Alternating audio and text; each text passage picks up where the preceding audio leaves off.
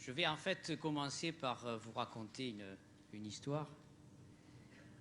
Il y a, disons, quelques années, on ne va pas dire des années de quelle planète il s'agit, Jean-Pierre Luminet était venu depuis Marseille faire son DEA, on appelle ça aujourd'hui le Master 2, à Montpellier, avec le professeur Henri Andria. Jean-Pierre, tu sais que M. Andria nous a quittés subitement cette année, en cette année mondiale de l'astronomie. Tu sais aussi qu'il avait introduit en France, dans les années 1963 ou 1964, je ne sais pas, l'enseignement de la cosmologie moderne dans ce qui est actuellement le Master 1.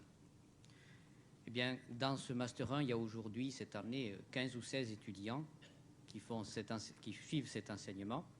Et je pense qu'un certain nombre d'entre eux, je les ai vus, sont là ce soir. Normalement, le mercredi, ils ont cours de cosmologie. Et donc, je les ai invités à venir participer à cette soirée exceptionnelle avec Jean-Pierre Luminet. Je travaille dans un laboratoire qui s'appelle le Graal. Ça n'a rien d'ésotérique, c'est le groupe de recherche en astronomie et astrophysique du Languedoc. C'est une unité mixte de recherche et qui est en fait la continuité du laboratoire d'astronomie que Jean-Pierre Luminet a connu quand il est venu faire son DEA. Ce laboratoire, le Graal, s'est beaucoup développé, notamment dans le domaine de la physique stellaire, mais en gardant quand même une dimension cosmologique qu'avait implantée le professeur Andria. Et aujourd'hui, cette dimension cosmologique s'enrichit avec la recherche des premières étoiles et avec la recherche des premières molécules dans l'histoire de notre cosmos.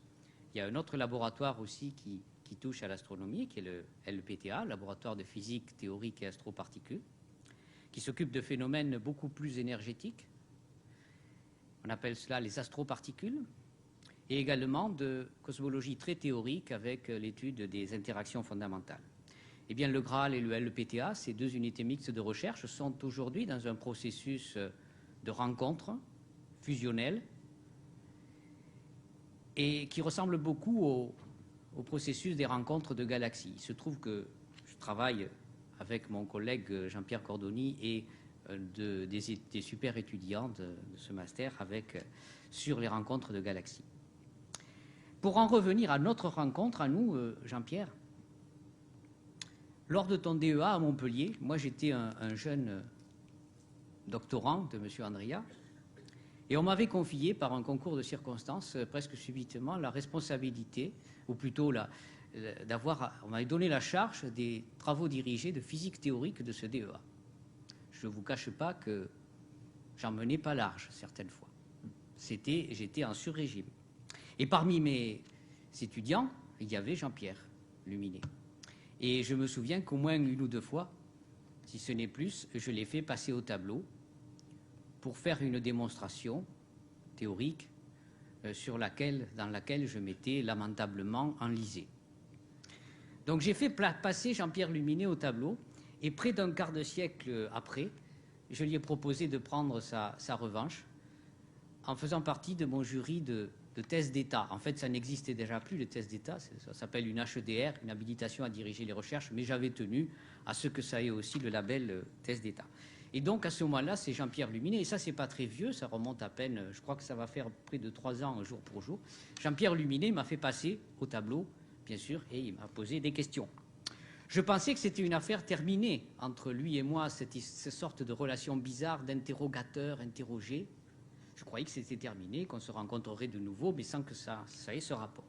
Eh bien, c'était sans compter, sans l'avènement de l'Agora des savoirs, dont Jean-Pierre va donner maintenant la première conférence du premier cycle, après l'introduction, après la conférence inaugurale de Jean-Claude Guillebeau mardi dernier. Et donc, je ne sais pas si donc l'avantage est maintenant...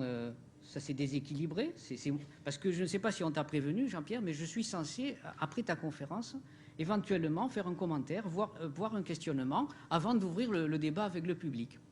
Donc je ne sais pas si on aura l'occasion que ce soit toi de nouveau qui me pose des questions. Je ne peux que le souhaiter en tout cas. Alors, est-il besoin de présenter Jean-Pierre Luminet?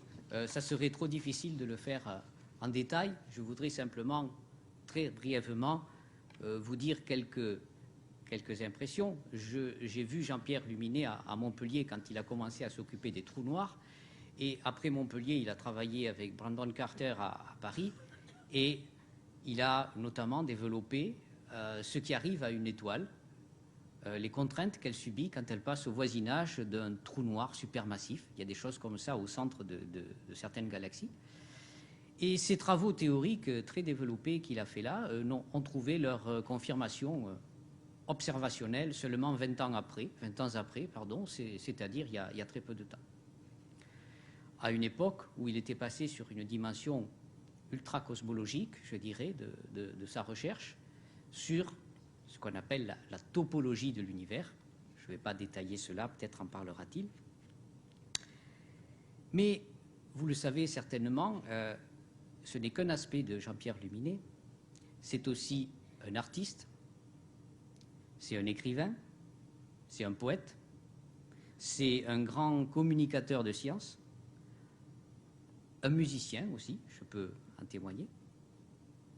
Récemment, il a écrit toute une saga de romans historiques qui rendent incarnés et vivants tous ces grands noms de la science qui ont forgé notre connaissance du cosmos. Et ces grands noms qu'on ne connaît généralement qu'à travers leurs découvertes et voire à travers les ennuis institutionnels qu'ils ont pu avoir. Jean-Pierre Luminet a eu le prix Georges Lemaître en 1999. Je parierai qu'on entendra parler de Georges Lemaître ce soir. Il a eu le prix européen de la communication scientifique en 2007. Et puis, il est au Panthéon céleste, si j'ose dire, avec un numéro matricule 5523, s'il n'a pas oublié le numéro de l'astéroïde qui porte son nom et qui porte son nom en raison de ses travaux de cosmologie. Il y a donc plusieurs Jean-Pierre Luminet, mais ce soir, le premier qui est invité, c'est le scientifique. Et parmi toutes ces compétences, le thème qui a été choisi, c'est la formation de l'univers.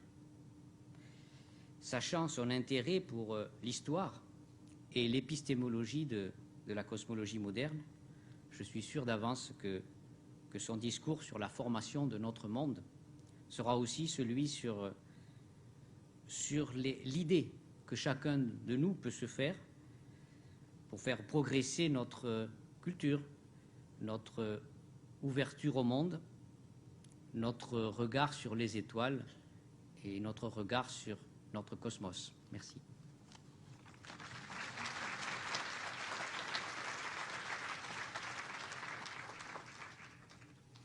Merci Henri pour cette bien aimable introduction. Bonsoir, je suis très impressionné de cet auditoire. Je sais que malheureusement il y a des personnes dehors qui n'ont pas pu rentrer. Alors je regrette pour eux, mais c'est aussi très bon signe. Ça veut dire qu'il y a une grande soif de savoir aujourd'hui. Donc bravo également aux organisateurs d'avoir pensé donc à faire cette grande série de conférences sur un sujet qui a toujours fasciné les hommes de tous les temps et de toutes les cultures, le sujet des origines. Alors donc, à tout bien tout honneur, on va commencer par les origines du tout, c'est-à-dire les origines de l'univers, et cette lourde tâche donc d'introduction m'incombe. Et je suis particulièrement touché de devoir le faire dans cette ville qui me tient tant à cœur, même si je n'y ai passé qu'une courte année estudiantine, mais j'ai l'occasion d'y revenir très régulièrement pour voir à la fois des amis et puis souvent à la Comédie du Livre pour signer quelques-uns de mes ouvrages.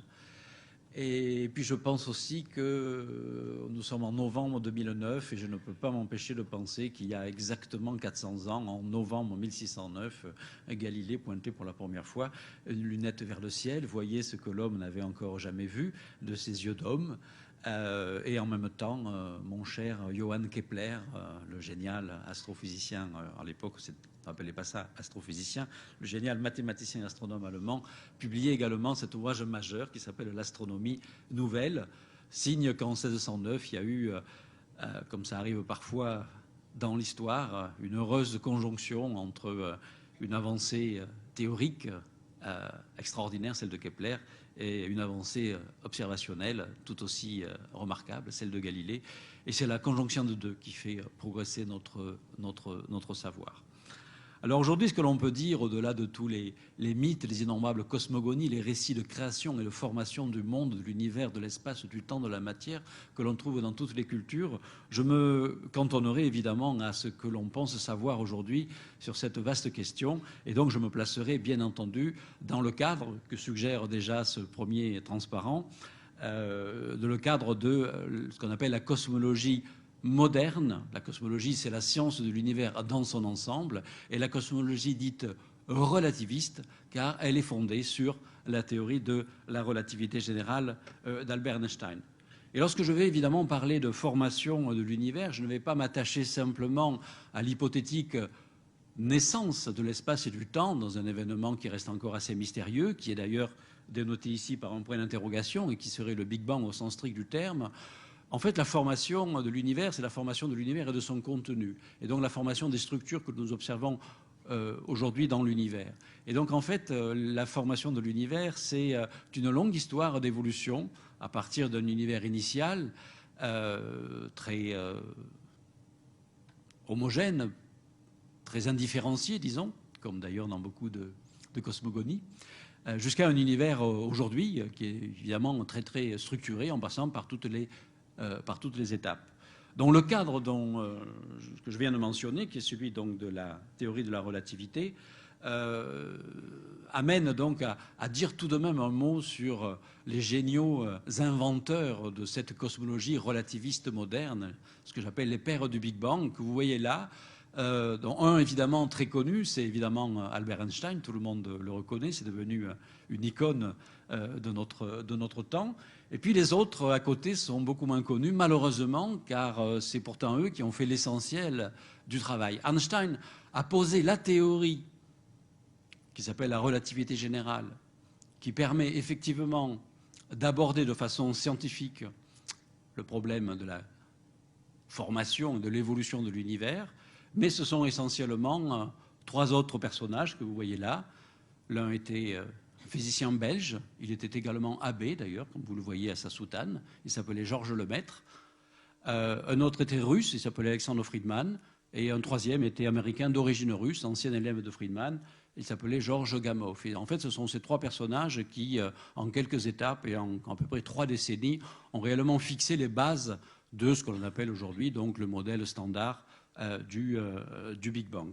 Alors juste encore pour cette petite partie historique, comme j'ai une affection particulière pour Georges Lemaître, je ne peux m'empêcher de montrer un graphique manuscrit qu'il n'avait jamais publié dès 1927.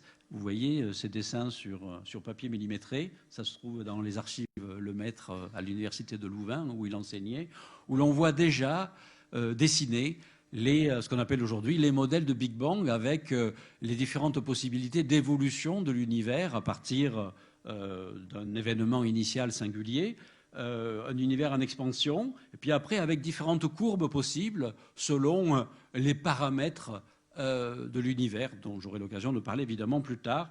Et vous voyez que dès 1927, Lemaître avait déjà prévu tout un ensemble de solutions différentes avec un univers, par exemple, ici en expansion-contraction, un univers ici en expansion perpétuelle, et ici un univers en expansion perpétuelle accélérée.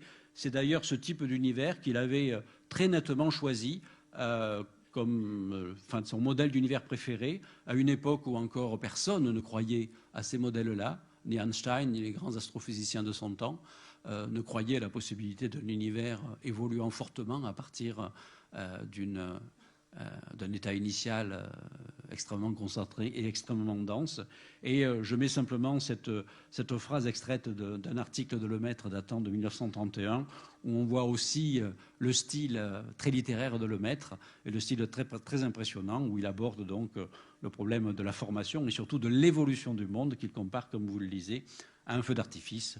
Et nous, donc, nous cherchons à reconstituer l'éclat disparu de la formation des mondes. C'est ce que nous allons faire ce soir. Alors, je reviens sur ce schéma très simplificatif où, à travers une série de vignettes, nous voyons à partir donc de ce qui reste encore un point d'interrogation, le début présumé de l'univers, qui en fait est peut-être plutôt considéré comme le début de l'intelligibilité de l'univers, connaît donc une structuration progressive pour aboutir à l'univers d'aujourd'hui, à peu près 14 milliards d'années plus tard, très structuré en structure astronomique, que sont les étoiles, les galaxies, et ainsi de suite, et en passant par un certain nombre d'étapes. Donc, évidemment, le récit logique de la formation de l'univers serait le récit dans ce sens-là, pardon, je suis allé trop vite, voilà, serait le récit dans ce sens-là, c'est d'ailleurs dans l'ordre chronologique, mais le problème, c'est que, à la fois, il faudrait partir d'emblée par des notions complexes, qui sont celles, justement, d'une physique assez mal connue, qui est celle du Big Bang, d'une part, et d'autre part, pédagogiquement, il est peut-être plus intéressant et plus instructif et plus enrichissant de faire le trajet en sens inverse, ne serait-ce que parce que l'astronomie nous conduit naturellement à faire cela. Vous savez que nous recevons évidemment l'information de l'univers par l'intermédiaire d'ondes électromagnétiques ou d'autres messagers de l'information qui voyagent au plus à la vitesse de la lumière. Cette vitesse est grande mais finie, donc nous voyons tout en décalage dans le passé.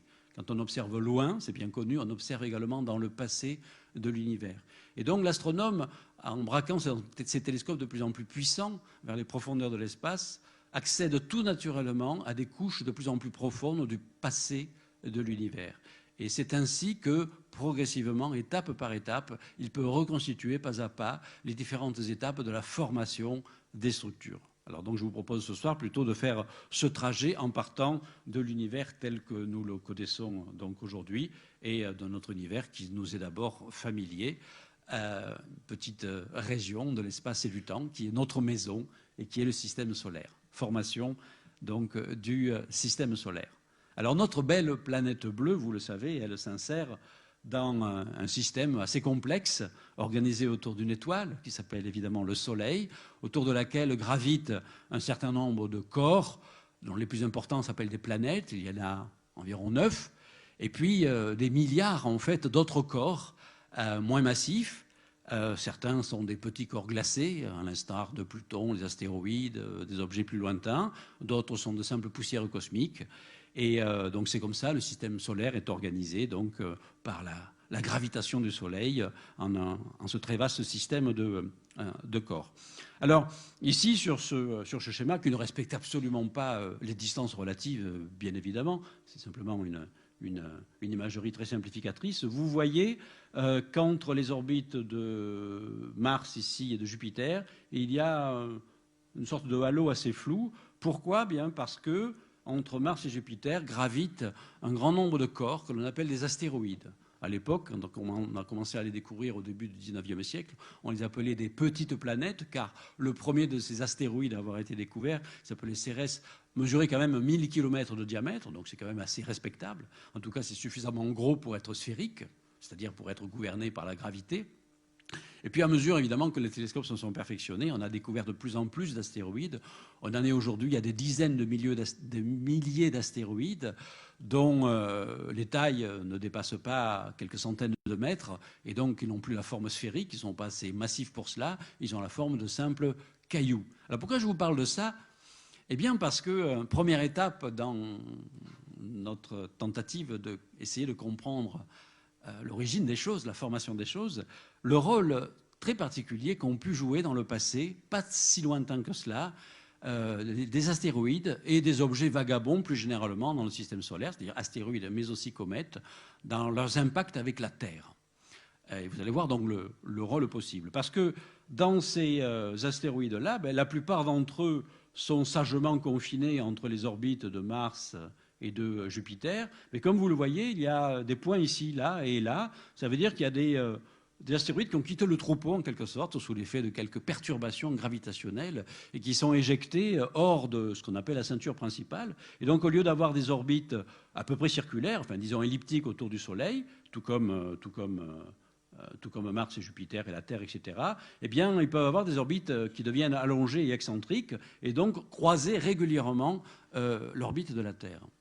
Donc ces astéroïdes qui croisent l'orbite de la Terre, on les appelle des géocroiseurs, tout naturellement, c'est de l'étymologie, et ils sont évidemment potentiellement dangereux. Alors bien entendu, très généralement, quand un géocroiseur croise à peu près l'orbite de la Terre n'est pas là sur son orbite, elle est ailleurs, parce que l'orbite est vaste, mais parfois elle est là, assez rarement, heureusement, et il y a donc des impacts possibles entre ces corps célestes et la Terre. Alors là, je vous montre une photo spectaculaire de l'un de ces géocroiseurs, qui sont une sorte de patate, pomme de terre cosmique, qui fait une bonne vingtaine de kilomètres tout de même de taille, qui s'appelle en plus Eros, comme dieu de l'amour, et qui vient de temps en temps frôler la Terre pour un baiser un peu dangereux.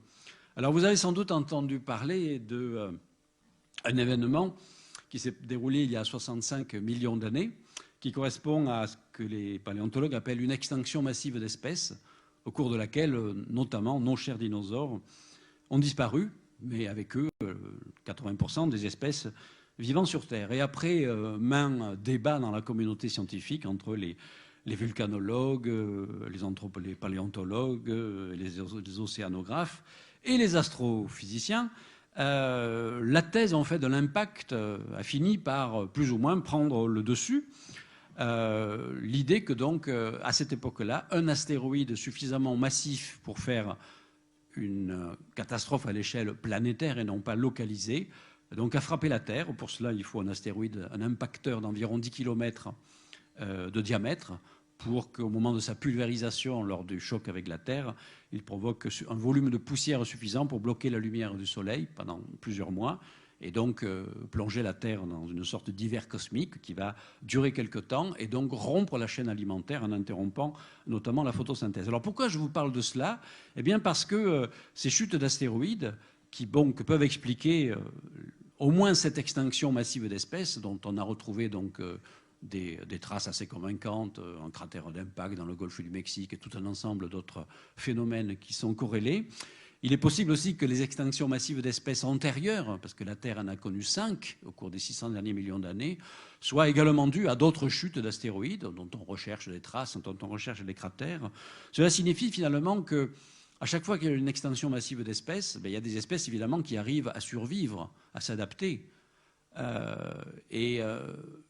Une fois le cataclysme passé, de nouvelles niches écologiques sont créées car les conditions ont changé et de nouvelles espèces peuvent apparaître. Donc nous, par exemple, qui appartenons aux mammifères, nous sommes un petit peu les descendants hasardeux et heureux finalement de cette extinction de masse qui a supprimé les espèces dominantes de l'époque, essentiellement les grands reptiles, et qui a permis donc le développement des mammifères, des oiseaux et tout un ensemble d'autres espèces.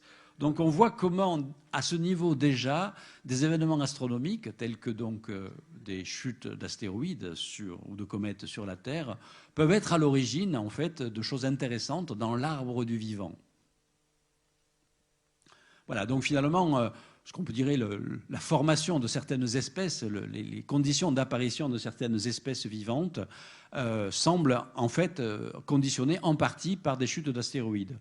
Si l'on s'en tient à la théorie simple de base de la sélection naturelle implique par le biais de mutation une sorte de diversification constante de l'arbre du vivant, un nombre d'espèces qui croît sans cesse à partir d'une souche initiale. Se superposent apparemment à ce schéma-là des épisodes d'extinction de masse qui, comme vous le voyez, peut-être étant tous systématiquement causés par des événements astronomiques, tels que chocs astéroïdaux, éradiquent régulièrement la plupart des branches. Seules subsistent certaines branches et l'arbre du vivant se redéveloppe à partir de ces branches-là. Donc vous voyez comment ce qui peut être considéré comme évidemment une catastrophe cosmique peut engendrer de la nouveauté et du neuf, et nous sommes, nous, espèces vivantes, Homo sapiens, et puis plein d'autres espèces, et 20 millions d'espèces qui vivent actuellement, sommes un petit peu les descendants de cette extinction de masse. Voilà, donc un petit peu une façon de retrouver nos origines dans un choc astéroïdal. Alors maintenant, on va remonter beaucoup plus loin dans le passé de la Terre pour nous interroger sur les conditions de l'apparition du vivant, carrément, sur Terre. Alors le vivant, ça va être cette fois-ci les premiers organismes vivants, les organismes très simples, monocellulaires, qui sont censés être apparus très tôt dans l'histoire de la Terre. Alors ce que l'on sait de cette affaire-là, ce que l'on croit savoir, c'est que tout d'abord le vivant, même si on n'en a pas de définition extraordinairement claire et solide, on sait tout de même qu'il est fondé sur une certaine complexité dans l'organisation des atomes et des molécules, fondée sur la chimie du carbone, car le carbone permet effectivement de s'associer à de nombreux autres atomes pour former de très grosses molécules.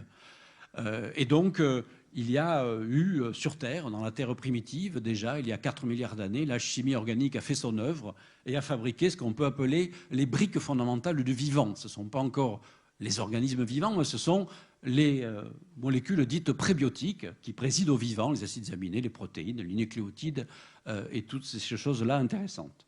Ensuite, c'est passé un événement encore mystérieux, car finalement, on n'a jamais réussi à le refaire, à le reproduire au laboratoire. C'est l'apparition, c'est le passage du prébiotique au vivant, avec l'apparition donc des premiers organismes monocellulaires.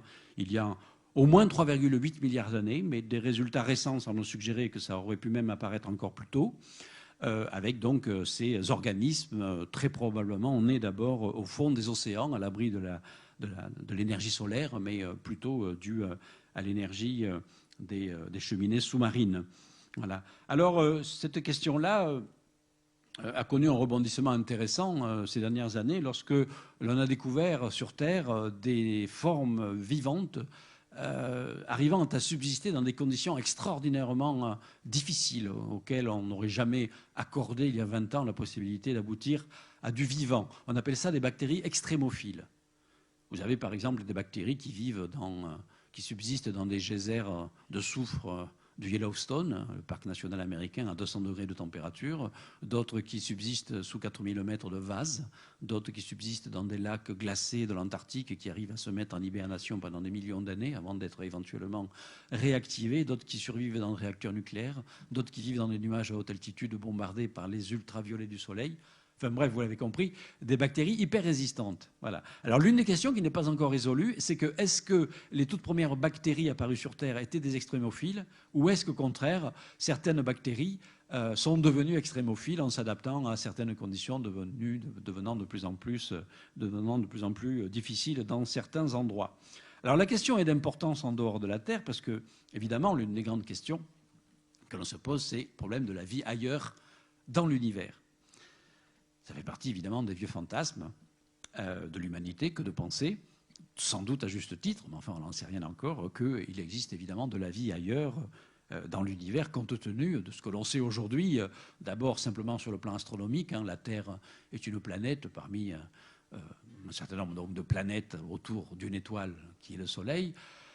Vous savez sans doute que le Soleil n'est qu'une étoile parmi 100 à 200 milliards d'étoiles qui font partie d'une seule galaxie, la nôtre, la Voie lactée. Et vous savez, je l'espère, ça fait partie de la culture générale aujourd'hui, que notre univers actuellement observable est censé abriter 100 milliards de galaxies.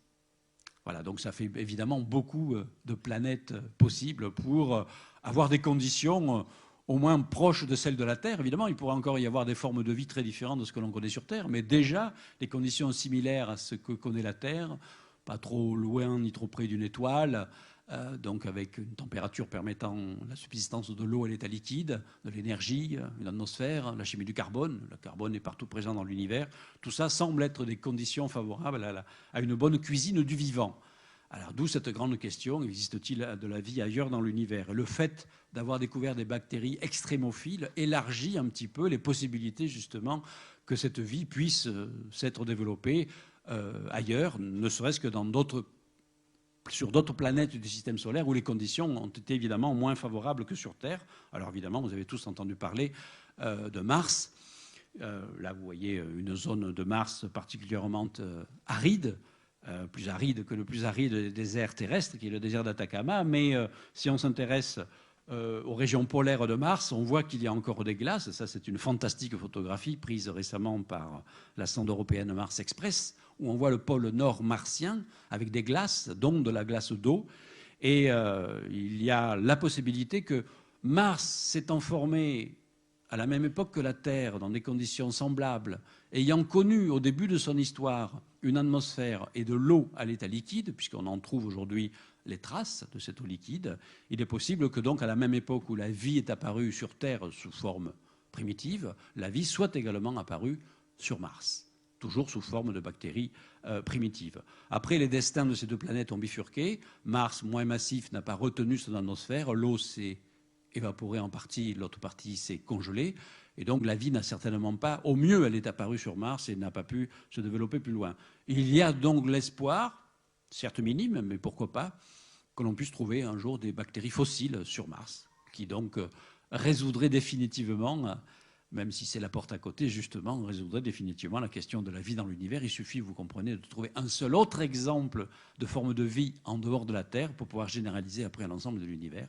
Ce n'est pas, non, un miracle extraordinaire qui ne s'est produit que sur Terre, mais c'est quelque chose qui doit se produire si les conditions physiques et chimiques sont favorables et si on laisse le temps pour faire cela.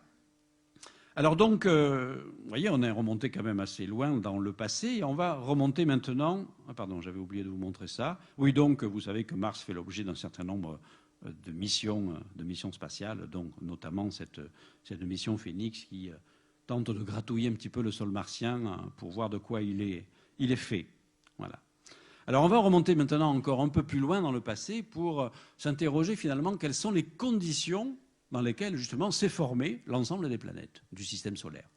Et tant qu'à faire, le Soleil lui-même, parce qu'on peut penser que les planètes et le Soleil sont plus ou moins contemporaines. Alors voici en quelques vignettes un peu simplistes et simplifiées le schéma que d'abord des théoriciens, souvent les théoriciens travaillent un petit peu en amont, ils se posent des questions, ils travaillent en amont après des possibilités expérimentales ou observationnelles.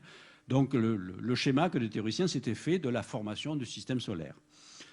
Alors voici d'abord ce qu'on appelle la nébuleuse présolaire. C'est quoi? C'est un vaste nuage de gaz, essentiellement de l'hydrogène, car c'est le composant atomique le plus répandu dans l'univers. Vous verrez tout à l'heure de véritables photographies spectaculaires de ces nuages d'hydrogène qui remplissent notre galaxie. Donc l'idée, c'est que quelque part dans notre galaxie, il y avait déjà un de ces nuages d'hydrogène, mais déjà contenant des vestiges de génération d'étoiles antérieures, et notamment des grains de poussière. Voilà, donc dans ce nuage, il n'y avait pas que des atomes d'hydrogène, un peu d'hélium, il y avait aussi des petites particules. Alors, pour fabriquer une étoile à partir de ces nuages de gaz, il faut condenser ce nuage de gaz, un petit peu comme la pluie est une condensation du nuage atmosphérique. L'étoile est une condensation d'un vaste nuage gazeux. Pour condenser un nuage gazeux, il y a plusieurs phénomènes possibles, plusieurs processus. L'un d'entre eux, c'est une forte perturbation extérieure. Par exemple, je fais apparaître symboliquement une étoile, c'est l'explosion, la mort violente d'une étoile dans les parages. Une explosion dite de supernova qui détruit une étoile massive, qui expulse les couches gazeuses de cette étoile. Ces couches vont se propager dans l'espace interstellaire, vont agir comme un véritable bulldozer, et le jour où ces couches rencontrent un nuage de gaz, l'onde de choc va déclencher la contraction de ce nuage de gaz et va déclencher donc le début de la naissance d'un nouveau système solaire. Voilà, donc c'est la première étape, c'est la contraction de la nébuleuse présolaire. Très rapidement, les événements s'accélèrent, tout ça, ça s'aplatit, ça se met en rotation. La condensation centrale, vous le devinez, va devenir l'étoile, Soleil. Autour, il y a un disque de poussière et de gaz qui s'aplatit. Des anneaux se forment, la gravité rassemble la matière dans ces anneaux. Il y a des grumeaux, des excès de densité dans ces anneaux. Dès qu'il y a un excès de densité, la gravitation attire la matière autour, fait le vide autour d'elle, et donc les grumeaux se condensent en planètes. C'est ainsi que l'on pense que les planètes se forment peu après la formation du Soleil, donc dans ce processus-là. Alors ce n'est qu'un modèle théorique, on aimerait bien maintenant confirmer ce modèle-là par des observations. Alors on va d'abord observer ce qui se passe ailleurs dans l'univers, c'est-à-dire des étoiles qui sont aujourd'hui en train de se former. Parce que le processus de formation des étoiles, c'est un processus qui est constamment à l'œuvre dans l'univers. Il a commencé, je le dirai tout à l'heure, peu après le Big Bang, il y a 13 milliards d'années. Il se poursuit toujours aujourd'hui dans notre galaxie et dans les galaxies. Et il se poursuivra encore pendant des milliards d'années parce que tout simplement, comme je l'ai dit, les étoiles se forment à partir de gaz. Et du gaz, il y en a encore beaucoup dans l'univers. Voilà. Alors voici une image spectaculaire, tout à fait récente, d'un système solaire en formation. C'est un système qui est connu d'ailleurs depuis de nombreuses années, qui est étudié comme tel, qui s'appelle Beta Pictoris, c'est à peu près à 60 années-lumière de la Terre. Mais cette image-là est extrêmement récente, elle ne date que de quelques mois. Elle montre bien Alors c'est vraiment une image astronomique, même si les couleurs vous paraissent bizarres, on a mis des fausses couleurs pour accentuer certaines caractéristiques. Vous voyez bien qu'autour de l'étoile Beta Pictoris, il y a un disque de gaz et de poussière, vu ici par la tranche, avec des grumeaux à l'intérieur, dont il y a certainement des grosses protoplanètes qui sont en train de se former. Et tout à fait récemment, tout près de l'étoile centrale, on vient de découvrir, par des techniques extrêmement complexes, une petite planète. Enfin, une petite planète à l'échelle de l'étoile, mais en fait, c'est une grosse planète, une sorte d'énorme Jupiter gazeux qui vient de se former. Donc, on assiste en direct, moyennant juste le décalage de la lumière pour nous arriver, mais enfin, c'est rien à 60 ans, on assiste en direct à la naissance d'un système solaire qui ressemble fort au scénario dont je viens de vous parler. Alors, encore mieux, on aimerait bien maintenant avoir un témoin direct de la naissance de notre système solaire. Eh bien, vous savez qu'il y a des chutes de météorites sur Terre, des cailloux qui tombent du ciel. Alors, la plupart de ces cailloux viennent souvent de chocs entre les astéroïdes qui perdent des petits bouts, et de temps en temps, ces petits bouts tombent sur Terre. Mais il y a une catégorie de météorites particulièrement intéressante, car ce sont des météorites dont les grains qui les constituent existaient dans la nébuleuse présolaire. Donc ces météorites se sont formées, ces roches se sont formées en même temps que la contraction de la nébuleuse présolaire. Donc si on recueille ce type de météorites et qu'on arrive à les dater, on a donc un acte de naissance du système solaire, qui nous permet par exemple de calculer l'âge du système solaire. Alors il se trouve qu'en 1969, au-dessus d'un petit village du Mexique qui s'appelait Pueblito de Allende, une météorite de cette nature est tombée. Elle s'est décomposés dans l'atmosphère en milliers de fragments qui ont ensemencé les champs. On est allé ramasser ces fragments. Certains d'entre eux ont été analysés au laboratoire. Donc typiquement, on a un caillou qui ne paie pas de mine, mais qui nous raconte une prodigieuse histoire, qui est l'histoire de la formation de notre système solaire. Dans cette météorite-là, il y a des inclusions cristallines, que l'on appelle des chondres, dans lesquelles il y a des isotopes radioactifs. Et vous savez que la radioactivité permet de dater des objets. En mesurant la proportion d'éléments radioactifs aujourd'hui, on en déduit l'époque à laquelle ces éléments radioactifs se sont formés, parce qu'on connaît le temps de vie et le temps de décroissance et de désintégration de ces éléments radioactifs. C'est ainsi que, grâce à cette météorite Allende, et évidemment bien d'autres météorites de même nature, qui permettent évidemment d'avoir plus d'un seul échantillon pour faire tout ce travail-là, on arrive à trouver la date de naissance assez précise du système solaire. Je vous la donne. L'âge de notre système solaire, c'est 4,566 milliards d'années. Vous voyez cette précision quand même assez redoutable, hein, qui porte à quelques millions d'années près. On arrive à dater cet événement singulier qui, pour nous, évidemment, si important, même si à l'échelle cosmique, le système solaire n'est qu'un phénomène extrêmement réduit. Alors, comme tout acte de naissance qui se respecte, hein, déposé à la mairie, l'acte de naissance, non seulement vous avez la date de naissance, mais en principe, vous avez le nom des parents. Alors là, d'une certaine façon, on pense avoir les géniteurs de notre système solaire, parce que le modèle de l'explosion de la supernova prédit également que lors de l'explosion de cette étoile qui aurait déclenché, qui aurait été le déclencheur, il y a des particules à haute énergie qui sont également émises, qu'on appelle des rayons cosmiques, qui bombardent les espaces environnants. Ces rayons cosmiques, lorsqu'ils frappent à haute vitesse, proche de la vitesse de la lumière, un grain de poussière interstellaire, modifient sa composition, créent des isotopes radioactifs, d'autres isotopes radioactifs, dans des proportions précises. Ça se calcule. Or, ces isotopes sont trouvés dans cette roche-là.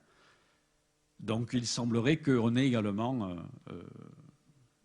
dans cette météorite-là, la confirmation du scénario d'irradiation par une supernova qui aurait donc explosé il y a 5 milliards d'années et aurait déclenché la naissance de notre système solaire. Donc voici une première étape tout de même assez spectaculaire de reconstitution finalement de la formation de notre petit monde à nous, notre système solaire, soleil et planète. Alors, et la Lune, me direz-vous, ça fait partie, c'est notre compagnon familier depuis longtemps. Quand s'est-elle formée? Là aussi, il y a eu un rebondissement intéressant, pas si récent que ça. En fait, ça date essentiellement du retour des échantillons lunaires par les différentes missions Apollo.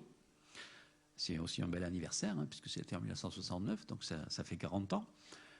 Et donc, l'analyse au labo des échantillons de roches lunaires ont montré que la composition de la Lune était assez particulière et semblait être intermédiaire entre la composition d'un objet du système solaire, type comète, astéroïde, etc., et la composition de l'écorce terrestre de la jeune Terre. Et donc, en fait, un nouveau scénario sur la formation de la Lune, qui avait évidemment suscité beaucoup de théories, après les innombrables légendes que l'on trouve dans toutes les cultures et qui ravissent les enfants quand on leur raconte des histoires le soir. Donc, le scénario de la collision. L'idée que donc, très tôt dans l'histoire de la jeune Terre, des objets vagabonds, parce que le système solaire n'était pas vraiment encore nettoyé, il y avait beaucoup de corps qui circulaient un peu en tous sens, une petite planète, quasiment de la taille de Mars, aurait frappé la Terre, et au lieu de s'amalgamer à elle, la collision ayant eu lieu un peu tangentiellement, l'objet impacteur aurait arraché l'écorce terrestre, les débris se seraient réorganisés, mis en orbite autour de la Terre et réassemblés pour former la Lune. Voilà. Donc ce scénario semble marcher fort bien pour expliquer tout un ensemble de caractéristiques lunaires. Alors quand ça se serait passé, eh bien ça se serait passé en fait tout au début de l'histoire de la Terre, à l'époque donc où, je le répète, le système solaire n'était pas nettoyé et où il y a eu d'innombrables chutes de corps pendant des dizaines et des dizaines de millions d'années. La Terre a été bombardée par un véritable déluge de corps célestes. Alors, celui qui aurait créé la Lune, c'était un très gros impacteur. Et puis, il y a d'autres corps plus petits, mais qui sont beaucoup plus nombreux, qui sont les comètes. Alors, je vous rappelle, les comètes, ces objets-là, ce sont des amalgames de roches collées ensemble par différentes glaces. Ces roches-là datent du début du système solaire, de la formation du système solaire. Et de temps en temps, l'un de ces corps glacés, venant des profondeurs du système solaire, plonge en direction du Soleil et les glaces s'évaporent et la comète déploie Le noyau de la comète commence à se désintégrer. Normalement, le film devrait être continu. Voilà. Et donc, la comète déploie ses chevelures spectaculaires de gaz et de poussière. Voilà. Alors aujourd'hui, on observe encore de temps en temps des passages de comètes, mais elles sont malheureusement assez rares, parce que le spectacle est magnifique. Mais dans le passé, je le répète, il y avait un beaucoup plus grand nombre de comètes, et la Terre a connu un véritable déluge. Et ce qui est intéressant de savoir, c'est que, dans cette vue d'artiste un peu spectaculaire, on montre une jeune Terre, encore fondue plus ou moins, si vous voulez, même pas encore solidifiée, soumise à un véritable bombardement. Il y a déjà la jeune Lune qui vient de se former, et puis après, donc, un véritable bombardement, un deuxième bombardement de corps un peu plus petits, astéroïdes et comètes qui ont frappé la Terre. Et l'intérêt de tout ça, évidemment, à l'époque, il n'y avait aucune forme de vie ni quoi que ce soit, mais qu'est-ce qu'il y a dans les comètes et dans les astéroïdes? Il y a de l'eau. Il y a aussi des molécules organiques. Donc l'idée fascinante dans cette affaire-là, c'est que les chutes justement d'astéroïdes et de comètes dans la très jeune Terre ont apporté le matériau qui plus tard donnera le vivant sur Terre. Et je vous montre maintenant une chose très récente qui a été publiée la semaine dernière seulement. C'est en fait l'idée, donc c'est une publication par un Français dans la revue Nature, qui retrace en fait les événements qui se seraient passés vraiment juste après la naissance du Soleil, ce qu'on appelle la phase de Théorie, c'est le très très jeune Soleil. Ça, c'est la phase pendant à peu près 20 à 30 millions d'années suivant donc la condensation de la nébuleuse présolaire dont j'ai parlé. Vous avez les petits corps qui sont en train de se former par accrétion, agglomération, les grains de poussière sont en train de se former, de se coller entre eux pour former les protoplanètes. Donc la Terre se forme à ce moment-là. 30 millions d'années, c'est un impact géant qui produit la Lune. Après, ça s'agit un peu. Il y a une deuxième époque de déversement intensif de météorites et d'astéroïdes, à peu près 100 millions d'années plus tard, et c'est cela qui aurait apporté l'eau sur Terre. Contrairement à ce que l'on pensait, les volcans ne sont pas les phénomènes volcaniques et géophysiques que l'on croyait être responsables de l'eau sur Terre, semblent ne pas marcher pour cela. Et donc, je répète, ce sont des résultats très récents. Il semblerait que l'essentiel de l'eau qui existe aujourd'hui sur Terre soit d'origine extraterrestre. Elle a été apportée par des météorites, des astéroïdes et des comètes il y a 4,5 milliards d'années. Donc voilà pour la première étape, l'histoire de notre système solaire et puis de toutes les belles choses qui sont passées par la suite, c'est-à-dire le développement du vivant. Maintenant, on va passer au stade ultérieur, la formation des étoiles. On a vu la formation d'une étoile particulière, le Soleil, mais il y a bien d'autres étoiles dans l'univers, comme le montre ce magnifique cliché où l'on voit donc des étoiles de notre galaxie. Hein. Là, on n'est pas très loin de chez nous. On braque un télescope et on voit des étoiles de toutes les couleurs, parce que les températures des étoiles donnent des couleurs différentes. On voit des étoiles qui se regroupent dans des amas également, ou des amas relativement peu serrés, qu'on appelle des amas ouverts, ou des amas très serrés, qu'on appelle des amas globulaires. Alors, pour vous, les étoiles, c'est des points brillants qui sont dans l'espace noir. Si tant est qu'on puisse encore aujourd'hui voir les étoiles dans les villes éclairées. En fait, quand on braque un télescope vers les étoiles, qu'on met une plaque photo et qu'on met un temps de pause assez long, on voit ce qu'il y a entre les étoiles, ce qui n'est pas le noir. Les étoiles ne sont pas dans le vide, elles baignent dans ce qu'on appelle le milieu interstellaire.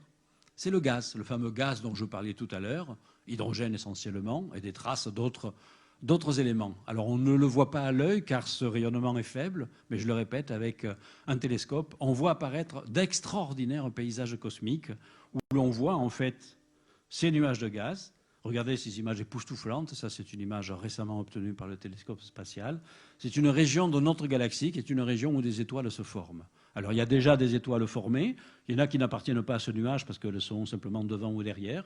Et puis ce nuage-là, vous voyez avec ces turbulences, etc., un immense nuage est en train de former de jeunes étoiles. Donc c'est ça le milieu interstellaire. Alors d'autres images spectaculaires de ce milieu interstellaire, donc ces vastes nuages d'hydrogène essentiellement qui sont dans notre galaxie. Là vous voyez donc une nébuleuse gazeuse. Grâce au télescope spatial, par exemple, on peut avoir une très bonne résolution sur cette partie-là. Donc on fait un zoom, on voit ceci. Alors on est ici à une échelle où ces piliers de gaz n'ont que quelques années-lumière de hauteur, simplement. Et alors ces piliers de gaz semblent spectaculaires, on dirait des véritables stalagmites dans une grotte. Alors en fait c'est quasiment du vide, hein, parce que la densité de matière qu'il y a dans ces piliers gazeux est 10 000 fois plus faible que ce que l'on appelle l'ultravide de laboratoire. Donc il faut toujours replacer les choses à leur véritable échelle. C'est jamais des échelles humaines, c'est soit des échelles incroyablement supérieures ou des échelles incroyablement inférieures. Là, on a des densités incroyablement faibles par rapport à ce qu'on croit être des densités faibles ici dans notre labo. Mais malgré tout, ces densités-là, même faibles par rapport à nous, sont largement supérieures à ce qu'il y a à côté. Donc par contraste, ça semble plein. Et de fait, c'est à travers ces volutes gazeuses que des étoiles vont se former par condensation. Nouveau zoom sur la partie supérieure. Vous voyez des sortes d'excroissance qui se détachent, une sorte d'autofragmentation du nuage qui est censée en fait former justement par autocondensation des étoiles. Si on fait un zoom sur ça, ben c'est un, pardon, je suis allé trop vite, c'est un œuf cosmique, c'est-à-dire c'est une étoile qui est en train de naître. Alors aujourd'hui, les progrès de l'observation et des théories sur l'évolution stellaire permettent de retracer étape par étape les différentes phases de la vie d'une étoile. Alors d'abord la formation d'une étoile. Ça c'est l'équivalent, vous voyez ce grand nuage sombre que vous voyez là. C'est pas un trou noir, absolument pas, mais c'est pas un vide non plus, c'est au contraire un plein. C'est-à-dire dans un nuage de gaz, il y a un grumeau qui a capté beaucoup de gaz, mais donc également beaucoup de poussière. Et les poussières absorbent la lumière. Donc on ne voit pas ce qu'il y a à l'intérieur de cette structure qu'on appelle un sac à charbon. Mais on soupçonne que c'est la matrice où vont naître les bébés étoiles. Pour en être sûr, on fait une échographie. Alors en astronomie, on fait des échographies non pas en rayons X, en tout cas pour ces objets célestes-là, on les fait en infrarouge parce qu'on a calculé que s'il y a des proto-étoiles, des fœtus d'étoiles dans ce sac à charbon, ça doit rayonner faiblement dans l'infrarouge, et en plus l'infrarouge n'est pas absorbé par les poussières. Donc on braque un télescope infrarouge vers l'un de ces sacs à charbon et on reconstitue en fausse couleur l'image de ce qu'il y a dedans. Et il y a dedans effectivement des bébés étoiles. Vous voyez qu'elles ne sont pas encore nées, parce qu'elles ne sont pas sphériques, elles sont encore dépendantes du milieu ambiant. La scène suivante, c'est l'équivalent d'une scène d'accouchement, puisque vous voyez ici la nébuleuse obscure qui vient de donner naissance à toute une portée de jeunes étoiles qui naissent comme ça par paquets.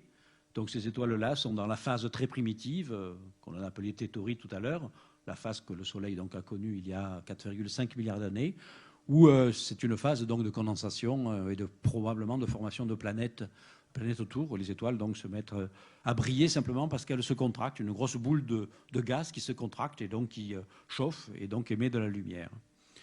Un stade un peu plus avancé ici, ce sont de belles étoiles que l'on appelle les Pléiades. Elles sont visibles à l'œil, mais à l'œil, on ne voit pas évidemment les nébulosités que vous voyez accrochées autour de ces étoiles et qui sont les derniers lambeaux de la nébuleuse mère qui les a formées. Mais à mesure que ces étoiles évoluent, elles émettent de plus en plus de lumière et d'énergie, elles finissent par souffler les lambeaux de gaz qui les a formées. Et l'étoile devient l'équivalent de ce qu'on peut appeler l'étoile adulte, dont le meilleur exemple, c'est le Soleil, notre étoile Soleil. Alors, un peu de physique quand même derrière ces mots un peu simplistes et très anthropomorphes finalement. Une étoile adulte, c'est en fait une étoile qui est parvenue à un stade de son évolution tel que la température au centre de l'étoile a atteint la valeur critique de 15 millions de degrés. Et comme l'étoile est essentiellement composée d'hydrogène, eh bien c'est la température, également à haute pression, à laquelle l'hydrogène rentre dans des réactions de fusion thermonucléaire et donc va produire une nouvelle énergie qui va jaillir du centre de l'étoile. Il y a un véritable réacteur nucléaire qui se déclenche au centre de l'étoile et qui va consommer en fait le carburant de l'étoile. Alors il aurait tendance à faire exploser l'étoile, mais le poids des couches confine le réacteur nucléaire et en fait l'étoile se stabilise pendant un certain temps, qui dépend essentiellement de sa masse. Et elle va donc brûler plus ou moins tranquillement son carburant et émettre donc cette fois-ci de l'énergie venant des réactions thermonucléaires. C'est comme ça que fonctionne notre Soleil, donc depuis plus de 4 milliards d'années. Et rassurez-vous, il va encore fonctionner comme cela pendant à peu près 3 à 4 milliards d'années. Le Soleil est en pleine santé, il est en milieu de vie, car le temps de vie d'une étoile dépend essentiellement de sa masse. Et pour une étoile banale et normale comme le Soleil, le temps de vie dans cette phase-là est d'environ 10 milliards d'années. Bien, alors pourquoi je vous parle de l'évolution des étoiles? Je suis censé vous parler de l'origine des choses, de la formation. Mais parce que c'est en fait la mort des étoiles qui va donner une explication sur maintenant l'origine de quelque chose, c'est-à-dire tout simplement l'origine de la plupart des éléments chimiques. Donc abordons maintenant la question de la formation des éléments chimiques et des atomes et des molécules que nous connaissons et qui nous composent. Eh bien, revenons à une étoile de type solaire. Qu'est-ce qu'elle fait quand elle a épuisé l'essentiel de son carburant? Eh bien, elle rentre dans des phases de bouleversement qui modifient sa structure. Elles se mettent notamment à gonfler en étoiles que l'on appelle des géantes rouges. Donc, tel sera le sort du Soleil dans 3 à 4 milliards d'années. Dans sa phase de géante rouge, il faut savoir que le Soleil atteindra en taille à peu près l'orbite terrestre. Donc, le sort final de notre planète est évidemment lié au sort final de notre Soleil. Voilà. Donc là, je vous montre une image astronomique d'une étoile qui a déjà connu ce processus-là. Donc c'est une étoile moribonde. Ce fut jadis un soleil semblable au nôtre, mais qui s'est tellement dilaté que les couches extérieures finissent par se diluer dans l'espace sous forme de cette vaste bulle de gaz magnifique. Et au centre, ce que vous voyez, c'est le réacteur nucléaire qui est en train de s'éteindre lentement. Voilà. Donc ces magnifiques objets célestes, on observe à la pelle dans le ciel, représente donc la mort des étoiles communes comme le Soleil. Alors qu'est-ce qui est intéressant là-dedans? C'est que les réactions nucléaires qui ont brûlé l'hydrogène, elles ont transformé l'hydrogène en hélium.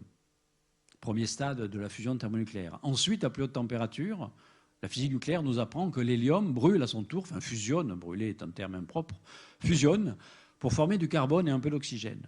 Et en fait, ça va s'arrêter là, pour les étoiles de type solaire en tout cas, c'est-à-dire en fait 90% des étoiles. Voilà. Donc, qu'est-ce qu'on va trouver dans les vestiges gazeux de l'étoile moribonde? On va trouver ce qui reste d'hydrogène et d'hélium, mais on va trouver le carbone et l'oxygène. Alors, j'en veux pour preuve, l'image suivante est un agrandissement, un zoom sur les régions extérieures de cette bulle de gaz qui est en expansion dans l'espace. Regardez ça. Si j'en reste à l'analogie un peu anthropocentrique, on a envie d'appeler ça des spermatozoïdes cosmiques. Pourquoi? Ils emportent la matière de l'étoile morte et dans ces volutes de gaz qui vont se propager pendant des millions d'années dans l'espace interstellaire, il y a quoi? Il y a le carbone et l'oxygène qui a été formé par l'étoile. Et c'est ainsi que ces volutes de gaz vont finir par ensemencer les nuages interstellaires qu'elles vont un jour rencontrer et donc déclencher une chimie plus intéressante. Alors vous me direz, mais alors attendez, nous, on n'est pas fait que de carbone et d'oxygène, il y a plein d'autres choses, le fer, le phosphore, le calcium, etc. D'où ça vient? Eh bien, ça vient d'étoiles plus massives qui explosent de façon plus spectaculaire et qui sont ces fameuses supernovas dont je parlais tout au début à propos de la formation du système solaire. Alors là, vous voyez un cliché spectaculaire d'une explosion d'étoiles. Alors cette étoile était 10 à 20 fois plus massive que le Soleil, donc en fait, son évolution est beaucoup plus rapide et surtout sa fin est beaucoup plus brutale. Au lieu de lentement se diluer dans le milieu interstellaire sous la forme d'une bulle de gaz bien gentille et bien ronde, ce qui était le cas précédent, cette étoile-là explose en une fraction de seconde, si vous voulez. Le cœur s'effondre, les couches de gazeuses rebondissent et l'étoile est déchiquetée dans une gigantesque explosion. Et 1000 ans plus tard, par exemple, on voit encore aujourd'hui cette explosion, cette véritable bombe thermonucléaire dans l'espace. Je dis 1000 ans plus tard parce que le début de l'explosion a été vu en l'an 1054, calendrier terrestre bien entendu, par l'astronome de l'empereur de Chine qui a vu une étoile apparaître en plein jour. Il ne savait pas évidemment qu'il assistait en fait à la mort d'une étoile et non pas à la naissance d'une nouvelle étoile, parce qu'il faut savoir que les supernovas qui explosent, dans les quelques jours ou quelques semaines qui suivent leur explosion, libèrent autant d'énergie que le Soleil pendant 10 milliards d'années, pendant ces 10 milliards d'années d'existence. Donc elles deviennent intrinsèquement fabuleusement brillantes. Mais ce qui nous intéresse encore plus dans le sujet de la formation des éléments, c'est que ce sont ces supernovas-là qui sont en fait la source des atomes, de la plupart des atomes que l'on connaît, c'est-à-dire les atomes de la classification de Mendeleïev, parce que, en fait, grâce aux températures plus élevées, aux pressions plus fortes atteintes dans le cœur de ces très grosses étoiles, les réactions nucléaires vont au-delà de la formation du carbone et de l'oxygène. Les réactions nucléaires de fusion continuent et l'oxygène fusionne, fabrique du magnésium et toute la chaîne d'éléments, à peu près jusqu'au fer. Lorsque le cœur de fer est formé, il y a une catastrophe, l'équivalent d'un infarctus du cœur de l'étoile, ça s'effondre, c'est là que la supernova se déclenche, et après d'autres phénomènes plus complexes dans l'explosion de la supernova rendent compte de la formation de la plupart des autres éléments au-dessus du fer. Donc finalement, la supernova, au bout de plusieurs milliers d'années, on a une gigantesque bulle de gaz qui s'est dilue dans l'espace, ça c'est un tout petit bout d'une grande bulle de gaz d'une supernova plus ancienne qui a explosé il y a 30 000 ans. Ça se dilate dans l'espace, c'est comme un bulldozer, une onde de choc. Et ce bulldozer transporte l'ensemble des éléments chimiques qui ont été formés dans l'étoile. Donc vous vous doutez bien qu'un jour, cette onde de choc va rencontrer un nuage interstellaire. Non seulement il va le comprimer et déclencher sa condensation, c'était le scénario de formation de notre système solaire dont j'ai parlé au début, mais également il va l'enrichir et l'ensemencer en tous ces éléments chimiques qui constituent en fait les objets de tous les jours. Donc quand on écrit poétiquement « Nous sommes poussière d'étoiles », au-delà de la poésie, c'est un fait. Ce n'est pas seulement au sens figuré, c'est au sens propre. Les atomes qui nous composent ont été fabriqués dans des étoiles qui ont explosé il y a des milliards d'années et qui ont ensemencé progressivement notre nébuleuse présolaire. Alors avant de passer à la formation, au stade ultérieur, qui sera la formation des galaxies, un petit mot tout de même sur une catégorie d'étoiles assez rare, peut-être une étoile sur 10 000 ou 100 000, a une masse qui dépasse 100 fois la masse du Soleil. Et celles-là connaissent un sort encore plus violent. Alors vous en voyez une ici, c'est une étoile de notre galaxie, qui s'appelle Eta Carina, elle fait 120 fois la masse du Soleil, sa luminosité est gigantesque, 3 millions de fois la luminosité solaire. En fait, vous le voyez là, elle est en très mauvaise santé. Elle a déjà 2 énormes boursouflures gazeuses qui signalent qu'elle est très instable et très probablement, dans quelques milliers d'années, elle est condamnée à court terme à exploser dans un phénomène encore plus violent que la supernova, que l'on appelle une hypernova. Et ce qui nous intéresse là dans cette affaire, c'est que le cœur de cette étoile va s'effondrer sur lui-même, sous sa propre gravité, et en principe, nos théories de l'astrophysique prédisent que rien ne peut arrêter cet effondrement, c'est-à-dire aucune résistance de la matière, aucun cadavre stellaire normal, si vous voulez, ne peut arrêter l'effondrement. Et la théorie prédit que donc le cœur de ces étoiles massives, lorsqu'il s'effondre, forme cet objet assez fascinant, sur lequel j'ai passé tant d'années de ma recherche, et qui m'avait d'ailleurs, c'était l'objet qui m'avait attiré dans les filets du DEA d'astrophysique de Montpellier, à une époque où je faisais d'abord à Marseille des études de mathématiques pures et puis beaucoup de littérature, de poésie et de musique. J'ai lu un ouvrage de vulgarisation sur ces objets étranges que l'on comprenait à peine à l'époque, qui s'appelait des trous noirs, et c'est ce qui m'a attiré vers la recherche. Voilà. Alors, pourquoi je vous dis les trous noirs? Pourquoi je parle des trous noirs? Mis à part que j'y ai travaillé si longtemps, Je ne vais pas développer du tout le sujet. Et a priori, les trous noirs marquent plutôt la mort de quelque chose, alors que je suis censé vous parler de la formation et de l'origine des choses. Mais vous verrez qu'à la fin, les trous noirs vont ressortir, vont ressurgir d'une manière assez surprenante et vont peut-être avoir affaire à quelque chose d'assez impressionnant en ce qui concerne l'origine même de notre univers. Alors, oublions momentanément les trous noirs et passons à l'échelle supérieure. J'ai dit tout à l'heure que les étoiles se regroupent dans de vastes systèmes qu'on appelle des galaxies. Et on va s'interroger donc quelle est l'origine de ces vastes et magnifiques structures. Donc là, vous voyez sur ce très beau cliché, également un cliché tout à fait récent, vous voyez une galaxie spirale qui ressemble à notre propre Voie lactée. Si on pouvait sortir de la Voie lactée, la photographier de loin, ça ressemblerait très probablement à ça. Et puis vous voyez ici dans l'espace, en fait, d'autres galaxies. Voilà. Et donc on va s'interroger sur l'origine de ces systèmes impressionnants qui contiennent des centaines de milliards d'étoiles. Alors, le monde fascinant des galaxies, je vous ai dit qu'on suspecte 100 milliards de galaxies dans l'univers observable. Les galaxies se regroupent souvent dans des amas, des groupes plus ou moins serrés. Et dans certains groupes serrés de galaxies, les galaxies sont si proches les unes des autres qu'au cours de leur mouvement, dans le champ de gravité de l'ensemble, elles sont amenées à se croiser, à se frôler, voire à se rencontrer, à se traverser. Et ce sont donc ces fameuses collisions de galaxies sur lesquelles Henri nous disait qu'il travaillait avec ses collaborateurs, des phénomènes fascinants, à la fois parce qu'ils sont très beaux visuellement, et puis parce qu'ils nous apprennent des choses fort intéressantes. Alors là, vous voyez le résultat d'une collision passée entre deux galaxies. Il y avait une galaxie spirale qui a été traversée, ici, qui a été traversée par une autre petite galaxie, qui a évidemment très fortement perturbé la galaxie spirale. Alors on devine encore les vestiges des bras spiraux ici, ça ressemble aux rayons d'une roue, et puis l'effet de la traversée a provoqué une onde de gaz qui ressemble à la jante de la roue. Donc en fait cette galaxie-là, on l'appelle la roue de la charrette. Bon. Mais tout simplement, c'est le résultat donc, de cette interaction violente entre deux galaxies. Et ce qui est intéressant là-dedans, c'est que dans cette onde de gaz, donc de gaz comprimé provoquée par cette interaction, un petit peu comme si vous jetez un caillou dans l'eau, vous avez une onde concentrique, si vous voulez, ici c'est du gaz, eh bien le gaz étant comprimé, qu'est-ce qu'il fait du gaz qui se comprime, si vous me suivez depuis le début? Je vous laisse parler, tiens. Il fait des étoiles, exactement. Et c'est pour ça que c'est tout bleu. La roue est bleue, parce qu'on a ici une flambée d'étoiles nouvelles. Et on voit comment une collision de galaxies qui peut sembler catastrophique, quelque part, régénère la galaxie, va régénérer son taux de formation d'étoiles. Et peut-être donc, vous voyez qu'une galaxie, donc la collision de galaxies n'est pas destructrice, au contraire, elle engendre des choses nouvelles, puisque s'il y a plein d'étoiles qui se forment, autour de ces étoiles, il va y avoir sans doute des planètes, et puis peut-être des êtres vivants, des êtres pensants, qui vont faire de l'astronomie. Voilà. Alors, prenons encore un peu plus de recul. Toujours pour rester dans le monde des galaxies. C'est un cliché que j'ai toujours trouvé absolument fabuleux. C'est quoi? C'est à peu près le champ découpé dans le ciel par le chat d'une aiguille tendue à bout de bras. Ça fait beaucoup. Et derrière, on braque un grand télescope. Et on voit ça.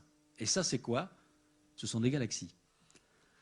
À l'exception de ces objets-là très brillants qui sont des étoiles de notre propre galaxie, tous les autres objets, ce sont des galaxies à part entière. Et vous en voyez des dizaines de milliers dans un champ de ciel absolument incroyablement petit. Et je rappelle donc, chacun de ces points, c'est 100-200 milliards d'étoiles. Et vous les voyez évidemment à des distances phénoménales. Le cliché écrase les distances, écrase les temps.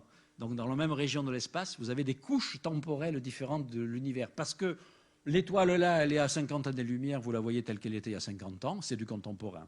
La galaxie qui est là, elle est grosse parce qu'elle est proche, elle n'est pas loin, elle est à 20 millions d'années-lumière. Vous la voyez telle qu'elle était à 20 millions d'années. Pour nous, c'est beaucoup, pour la galaxie, c'est pas beaucoup, elle n'a pas changé depuis. Mais un petit grain de poussière microscopique qui est là, un petit grain de lumière, pardon, microscopique qui est là, c'est que c'est une galaxie tout aussi grosse que les autres, mais simplement elle est à des milliards d'années-lumière. Et donc on la voit telle qu'elle était il y a des milliards d'années dans le passé. Et donc on remonte progressivement par ces observations-là, comme je disais tout au début, dans le passé de plus en plus lointain de l'univers. Et c'est là qu'il y a cette constatation qui est l'une des découvertes majeures du XXe siècle, toutes sciences confondues, c'est l'idée que l'univers n'est pas figé, ne reste pas identique à lui-même au cours du temps, mais qu'il évolue. L'univers dans le passé était très différent de l'univers qu'il est aujourd'hui, qui est lui-même différent de ce que sera l'univers dans le futur. Et c'est justement tout le propos de la cosmologie relativiste et des fameuses solutions dites Big Bang que d'expliciter cette évolution globale de l'univers, expliquant donc notamment la formation de toutes les structures. Voilà, donc ici je rappelle ce qui était esquissé dans le schéma de Lemaître de 1927, c'est les différentes possibilités en fait pour l'évolution de l'univers. Oui, il y a quelque chose que j'ai omis de dire, c'est quand même assez important, mais c'est que quand on observe ces galaxies-là et que l'on fait certaines mesures particulières, on s'aperçoit que les galaxies semblent fuir de nous à des grandes vitesses. C'est ce qu'on appelle en fait l'expansion de l'univers. Ce ne sont pas les galaxies qui s'en vont, c'est l'espace qui contient les galaxies qui se dilatent. Et c'est justement une conséquence naturelle et imparable des équations d'Einstein de la relativité générale appliquées à la description du cosmos tout entier. Voilà. Donc c'est pour ça qu'on retrouve ces courbes où on a l'espace qui change au cours du temps. Ici vous avez le temps, ici vous avez l'espace. Alors ici par exemple on est dans une phase d'expansion, ici on est dans une phase de contraction. Nous aujourd'hui on fait des observations, on est visiblement dans une phase d'expansion. Ça ce sont les trois modèles, les trois solutions possibles pour l'univers, si l'on en croit évidemment la relativité générale, qui par ailleurs marche très très bien.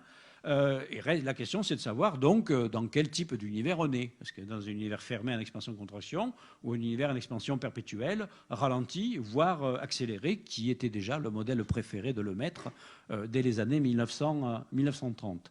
Alors, je le disais, aujourd'hui, on est en expansion, donc reste à inférer le passé et le futur. Alors, pour le passé, dans tous les cas de figure, évidemment, quand on remonte le film à l'envers, si l'univers dans le futur est en expansion, dans le passé, il est en contraction. Donc on doit forcément arriver à une époque du jeune univers où l'univers était incroyablement concentré, incroyablement dense. Pas nécessairement en un point, on va appeler ça, en tout cas l'univers très primordial, on va l'appeler le Big Bang. Voilà. Alors comment savoir maintenant sur quelle courbe on est? Ça a été un objet de grand débat pendant 80 ans, puisque donc ces solutions ont été proposées dès les années 1930. Et après, il fallait des observations astronomiques pour essayer de trier entre les trois possibilités. Et ce n'est que depuis peu que l'on commence à avoir des indications un peu sérieuses. Et depuis peu, parce que depuis peu, on a à la fois des instruments théoriques et des instruments technologiques qui permettent de remonter quasiment aux conditions initiales de l'univers. C'est-à-dire d'observer l'univers et de le tester par des modèles très près du Big Bang, c'est-à-dire de ses conditions initiales. Il se trouve que les équations qui gouvernent l'évolution de l'univers sont simples. Ça s'appelle les équations de Friedmann-Lemaître. Enfin, toute proportion gardée, j'entends. C'est vrai que par rapport aux équations de l'hydrodynamique, de la turbulence des fluides ou de la météorologie, c'est beaucoup plus simple. Ça veut dire que c'est un système tel que si vous connaissez assez bien, avec une bonne précision, les conditions initiales, vous pouvez prédire avec une bonne certitude son passé extrêmement lointain.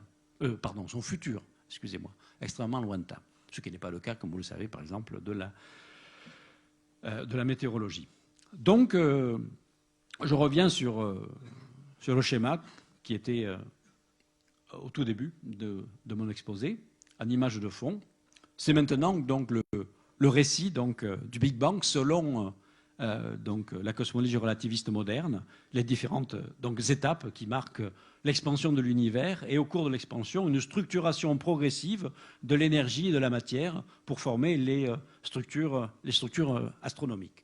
Alors le modèle de Big Bang prédit tout naturellement qu'en remontant dans le passé, l'univers est toujours plus chaud, plus dense et plus concentré, jusqu'à éventuellement avoir une énergie quasiment infinie au Big Bang. Donc le modèle prédit qu'à très haute température, dans les premières phases de l'univers est tellement chaud et tellement dense qu'il ne laisse pas échapper la lumière. La lumière est prisonnière de la matière. Donc cette première période-là, c'est une période d'opacité. Ensuite, l'univers est devenu transparent. À partir du moment où les atomes commencent à se former, la lumière se libère de la matière et la lumière peut se propager dans l'espace. L'univers devient transparent. C'est l'univers de l'astronome, bien entendu. Voilà. Entre les deux, la transition, la théorie dit que ça s'est passé 400 000 années après le Big Bang, à peu près. C'est quoi? C'est l'origine de la lumière, tout simplement. Alors, la formation de la lumière est censée donc remonter par rapport à nous à environ 14 milliards d'années dans le passé, et si on reprend le chronomètre dans le bon sens à partir du Big Bang, 400 000 ans après, le début de l'expansion de l'univers. Vous voyez que le fiat lux, le relativiste, n'est évidemment pas du tout le fiat lux de la Genèse. Ce n'est pas au début, c'est avec un certain décalage. Et c'est bien comme ça parce que justement, en décodant ce rayonnement, on va apprendre plein de choses. Pourquoi on décode ce rayonnement? Parce que tout simplement, on l'observe. Nous baignons dedans. Alors évidemment, ce rayonnement, cette lumière, initialement, a été émise à haute température, lorsque l'univers avait 3000 degrés de température partout, mais l'univers est en expansion, la lumière s'est propagée, tout ça, ça s'est refroidi. Et aujourd'hui, nous vivons dans le bain refroidi, qu'on appelle le rayonnement fossile. La température a chuté d'un facteur 1000, donc la température moyenne de ce rayonnement, qu'on appelle le rayonnement fossile ou le rayonnement de fond cosmologique, est de 3 degrés, au-dessus du zéro absolu. C'est-à-dire en fait moins de 170 degrés Celsius. L'univers d'aujourd'hui en moyenne est extrêmement froid, mais malgré tout, il reste de la chaleur, 3 degrés, et c'est la chaleur résiduelle du Big Bang. Ce rayonnement, on calcule qu'il se trouve dans le domaine des micro-ondes, c'est évidemment pas une lumière visible à vos yeux, c'est dans le domaine des micro-ondes, donc on embarque des télescopes à micro-ondes dans l'espace. Le dernier d'entre eux, non, c'est pas le dernier, maintenant c'est l'avant-dernier, télescope de la NASA WMAP, qui a commencé à entrer en opération en 2003. Et puis le dernier, en fait, il a été lancé au mois de mai 2009 par l'Agence spatiale européenne. Il s'appelle Planck. Et donc, avec une précision supérieure à celui-là, il cartographie le rayonnement fossile et en fait une carte. Donc, bref, on a un télescope à micro-ondes qui surveille l'ensemble de la voûte céleste.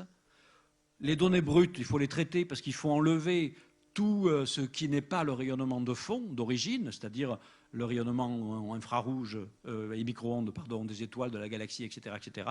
Donc une fois qu'on a soustrait tout cela, il reste quelque chose. C'est ça la grande découverte.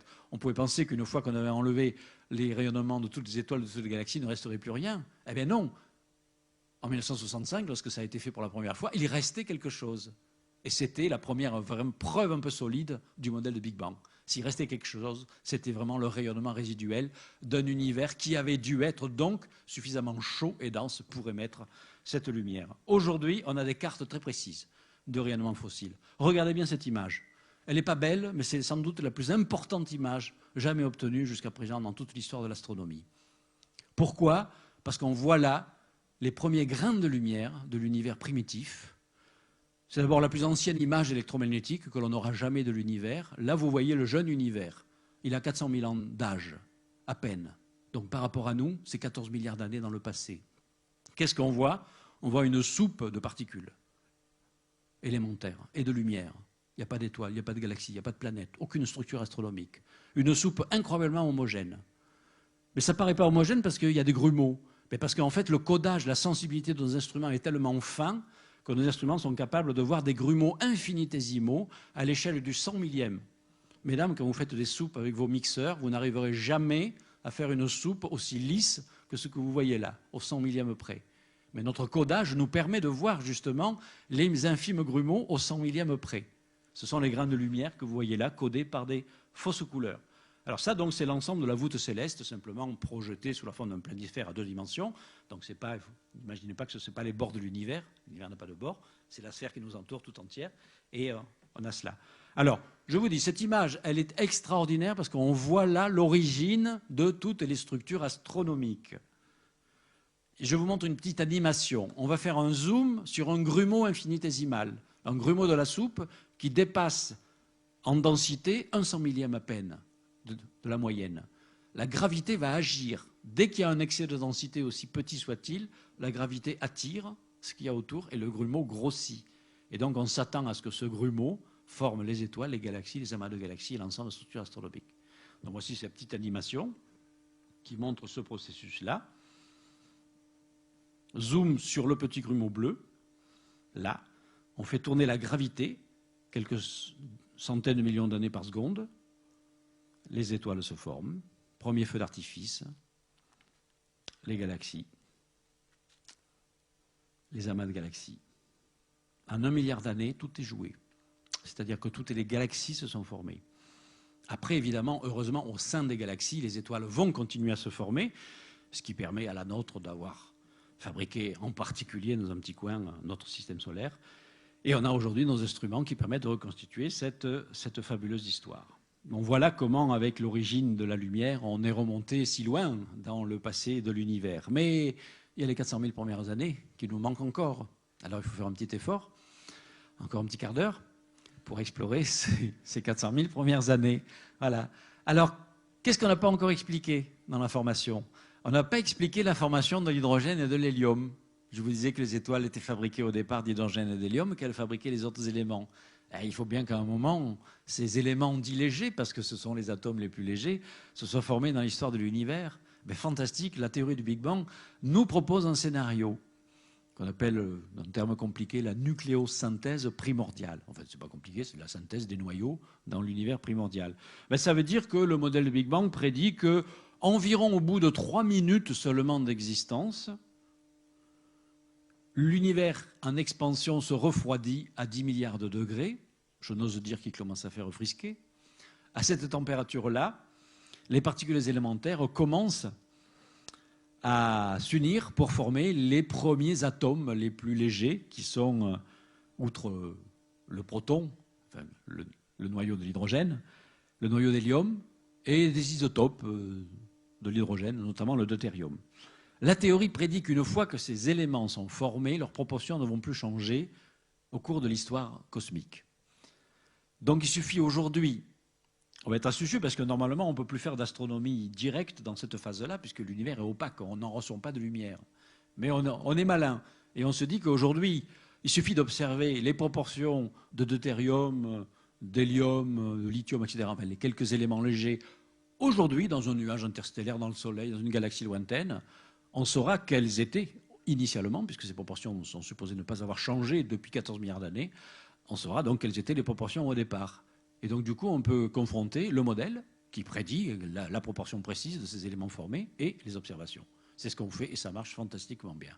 On explique pourquoi dans les atomes ordinaires, il y a à peu près les 3 quarts d'hydrogène, un quart d'hélium et des traces des autres éléments. Donc on a également l'origine des éléments légers à travers donc, ce processus de nucléosynthèse primordiale. Voilà. Alors du coup, on a notre généalogie complète qui est explicitée avec l'eau. J'aime bien, en général, j'ai un verre d'eau, donc je fais un petit peu la démonstration. Je bois un verre d'eau en expliquant que je bois la totalité de l'histoire cosmique. Et voilà, et je vais faire ça devant vous, parce qu'en plus j'ai soif.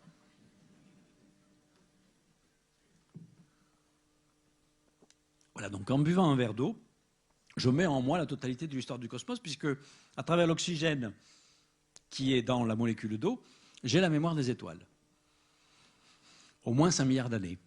Et puis à travers l'hydrogène, lui, l'hydrogène, il n'a pas été formé dans les étoiles, il a été formé dans le Big Bang. Donc nous sommes non seulement poussière d'étoiles, mais cendres du Big Bang. Nous avons toute l'histoire du cosmos dans nos corps, fait, comme vous le savez, à 70% d'eau à peu près. Voilà. Alors encore un petit effort. Il y a les atomes, et les atomes sont composés de particules plus élémentaires. Alors quelle est l'origine de ces particules élémentaires? Quand se sont-elles formées? Eh bien, on suppose que c'est formé toujours dans des processus de plus haute énergie, donc en remontant toujours plus loin dans l'histoire de l'univers. Alors bon, j'abrège des choses très compliquées. Je vous dis que jusqu'à présent, on est arrivé à remonter, à faire des expériences dans des accélérateurs de particules, tels que celui-là, le fameux collisionneur du CERN, enfin en tout cas l'accélérateur précédent, parce que comme vous le savez, pour l'instant il y a quelques petits problèmes à l'ouverture du grand collisionneur, mais la génération précédente a déjà produit des phénomènes de très haute énergie. Lors de collisions entre particules à des vitesses proches de la vitesse de la lumière, on recrée pendant un bref instant des conditions phénoménales d'énergie et de température, par exemple 1 million de milliards de degrés. Or, seul l'univers extrêmement jeune a connu ces conditions-là. Donc, d'une certaine façon, on recrée une petite condition ressemblant à celle du Big Bang au laboratoire et on peut tester les modèles et les théories, finalement, à des époques incroyablement jeunes. Et les toutes dernières expériences de physique des particules ont reconstitué ce qu'a dû probablement connaître l'univers au bout de 1/10 milliardième de seconde. Les prédictions de la physique des hautes énergies, donc les types de particules produites à cette température-là dans l'univers primordial, sont confirmées par les expériences en accélérateur de particules. Voilà. Alors là, vous pensez, ça y est, ils ont fini de bosser, il ne faut plus leur donner des sous, parce qu'ils ont reconstitué quasiment tout l'univers au 10 milliardième de seconde de près.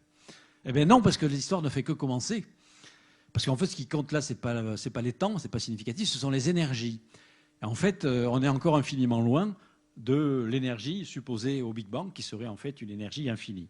Mais malheureusement, pour l'instant, on ne peut pas faire autre chose que de faire tourner des théories. Enfin, je dis malheureusement, heureusement pour les théoriciens comme moi, malheureusement pour les expérimentateurs. Pour l'instant, ça s'arrête aux énergies des accélérateurs de particules. Et après, les théories fonctionnent pour essayer d'imaginer des phases encore plus primitives de l'univers. Voilà. Alors reste maintenant la question ultime. Alors la formation de l'univers en soi, l'univers, c'est-à-dire espace-temps. Est-ce que ça s'est formé un jour? Alors, possibilité, en dehors du point d'interrogation. Les structures que vous voyez là, les gros grumeaux d'aujourd'hui, il y a 14 milliards d'années, c'était des tout petits grains de lumière. Mais ces grains de lumière, il a bien fallu qu'ils se développent à partir de fluctuations initiales encore plus infinitésimales. Donc on va essayer de réfléchir théoriquement quelles ont pu être ces fluctuations infinitésimales, ces frémissements qui ont peut-être donné quelque chose qui a peut-être donné naissance à l'espace et au temps. Alors ça s'appelle les fluctuations quantiques du vide. C'est un processus qui aurait pu avoir lieu, selon nos modèles, à cette époque-là, 10 puissance moins 35 secondes, un éclair, après cet hypothétique point d'interrogation, que je vais m'empresser de supprimer tout à l'heure d'ailleurs, mais pour l'instant, restons-en là. Alors,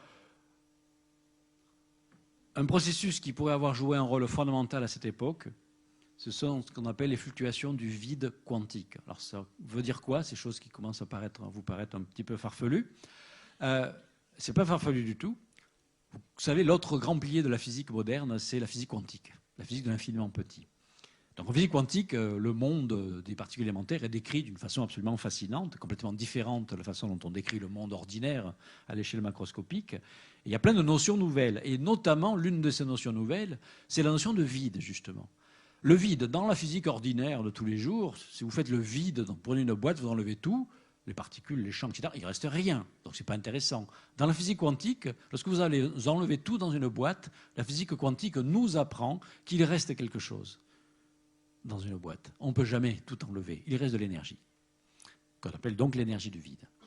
En plus, cette énergie, donc, on peut la caractériser, la calculer, la modéliser. Et voici donc un petit calcul, un peu simplifié, de l'évolution du niveau d'énergie du vide livré à lui-même. Alors je vous le montre, le film au ralenti, parce que la durée du film, vous la voyez là. Donc au ralenti, ça donne quoi? La façon dont l'énergie du vide fluctue. Voilà, ça donne ça. Donc vous voyez que le vide est extrêmement instable, extrêmement agité. Il produit des pics d'énergie et des vallées. Et on se dit, bien, un pic d'énergie du vide. Le vide, donc, c'est de l'énergie. L'énergie, vous savez, c'est peut être équivalent à la masse, par le E égale mc2. Donc l'énergie du vide peut se matérialiser en objet, en particules élémentaires. Mais après tout, l'univers, c'est quoi?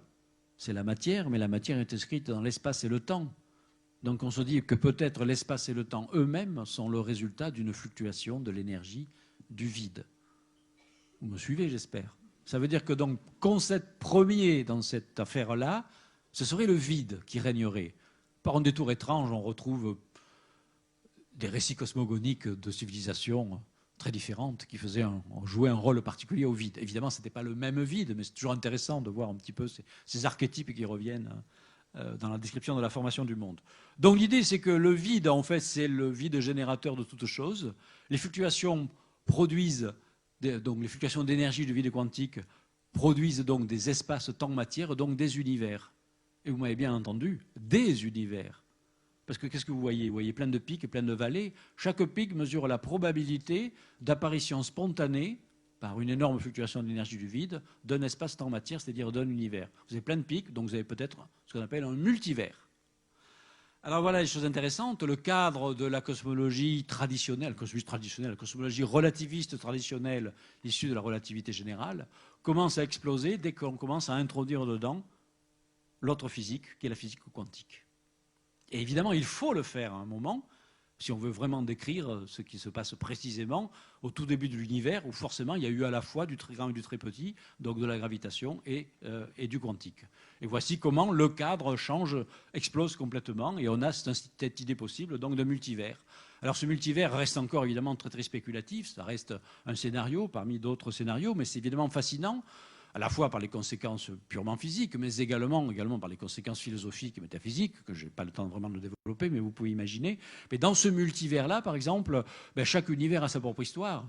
Ça naît d'une fluctuation aléatoire du vide quantique dans des conditions à des époques différentes. Donc chaque univers, il a sa structure, son histoire, son âge. Nous serions donc simplement dans un univers particulier, le nôtre, qui serait simplement issu d'une énorme fluctuation du vide quantique qui, dans notre chronomètre à nous, se serait déroulé il y a 13,7 milliards d'années. Voilà. Et les autres bulles d'univers seraient éventuellement très différentes. Alors pour conclure, parce qu'il est grand temps de conclure, vous voyez que l'injection d'un peu de physique quantique dans la cosmologie relativiste einsteinienne ouvre des horizons complètement nouveaux et, à la limite, vont effacer la possibilité, finalement, de la formation et de la création de l'univers proprement dit dans un Big Bang, à la fois un multivers, donc avec des histoires très différentes selon les univers, et pour notre propre univers lui-même, peut-être un avant le Big Bang. Si on s'en tient à la relativité normale, il y a un début absolu de l'univers, le Big Bang, une sorte de temps zéro. Mais les physiciens savent que c'est indu de supposer cela parce que mathématiquement, c'est ce qu'on appelle une singularité, il y a des infinis. L'univers est infiniment comprimé, la température est infiniment élevée, la courbure est infiniment grande. Les physiciens réfutent les infinis dans la physique. Donc on sait que simplement, c'est une extrapolation de la relativité générale qui conduit à ça. La relativité générale, comme toute théorie, est imparfaite, donc il ne faut pas l'extrapoler trop loin. Donc on ne peut pas l'extrapoler au tout début de supposé de l'univers parce que justement, il faut y mettre de la physique quantique. Et dès qu'on met de la physique quantique, ça disparaît, la singularité. Et donc, l'univers n'est pas né d'un point, comme on le lit encore parfois dans la littérature de vulgarisation, ce qui d'ailleurs a bloqué pendant beaucoup les esprits contre la théorie du Big Bang, parce que c'est effectivement absurde de supposer que l'univers tout entier puisse sortir d'un point infinitésimal et exploser comme ça subitement, bien entendu. Donc on en arrive aujourd'hui avec de nouvelles théories qui sont en train de se développer, qu'on appelle les théories de gravitation quantique, où on met à la fois la gravité et la physique quantique, à l'élimination pure et simple du Big Bang en tant que singularité. Alors ça ne change rien au scénario général dont j'ai parlé, la formation des structures à partir d'une configuration très chaude et très dense, mais simplement, il n'y a pas de point initial infiniment petit dont tout ça part, et on peut imaginer donc en fait une phase, grâce à la suppression de la singularité, une phase antérieure à notre Big Bang à nous, qui serait donc ce qu'on appelle un modèle de pré-Big Bang. Alors pour conclure, je cite simplement, parce qu'aujourd'hui on est dans des voies encore très spéculatives, des voies théoriques très spéculatives. Il y a plusieurs approches possibles à ces approches de gravitation quantique. Il y en a une qui s'appelle la théorie des cordes, certains d'entre vous ont sans doute entendu parler. Une autre s'appelle la gravitation quantique à boucle, qui est moins connue mais peut-être plus prometteuse. Ces deux théories, dans les deux cas, suppriment les singularités, donc prédisent un avant Big Bang, mais dans des scénarios extrêmement différents. Voilà. Donc par exemple, un des scénarios issus de la théorie des cordes, donnant un modèle de pré-Big Bang, c'est le suivant, de façon très simplifiée. C'est l'idée que l'univers antérieur à notre Big Bang pouvait être relativement symétrique du nôtre, c'est-à-dire qu'il y avait déjà des champs de matière, d'énergie, de gravité, etc., etc. Donc dans cet univers-là, imaginons que nous sommes 50 milliards d'années dans le passé. J'aurais dit ça il y a 10 ans, je me serais fait assassiner par les collègues, parce qu'il y a 10 ans, cette théorie n'existait pas, donc on n'avait pas le droit de parler d'un avant le Big Bang. Donc aujourd'hui, on peut commencer à le faire. Alors donc, il y a 50 milliards d'années, on a déjà un univers qui existe, voilà, avec de la matière. Il y a des fluctuations de la matière qui rassemblent la matière dans certaines régions de l'espace. C'est la révision générale, en fait. Quand vous rassemblez beaucoup de matière dans une petite région, vous fabriquez quoi? Beaucoup de matière dans une toute petite région. Alors, vous fabriquez un trou noir. C'est vrai que je n'ai pas eu le temps de développer beaucoup les trous noirs. Bon, et alors quelque chose que je n'ai pas eu le temps de développer également, c'est que la possibilité que la matière qui tombe dans un trou noir, au lieu d'être justement indéfiniment comprimée, passe par une anomalie bizarre de l'espace qu'on appelle un trou de verre. Donc la matière et l'énergie passent dans un trou de verre, et normalement on peut sortir du trou de verre.